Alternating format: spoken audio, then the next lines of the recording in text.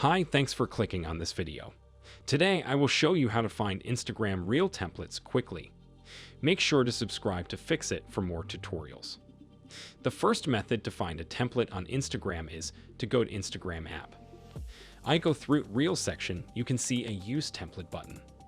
If you want to use that specific template, click on that button, and then you can select your media like photos and videos.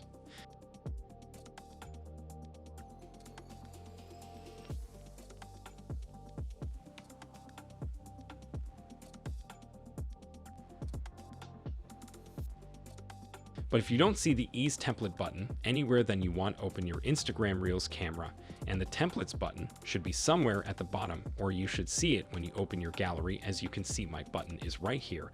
When I click on it, it's going to open the templates that the app offers, but you have a limited number of templates in here. If you want unlimited numbers of template, go to App Store or Play Store.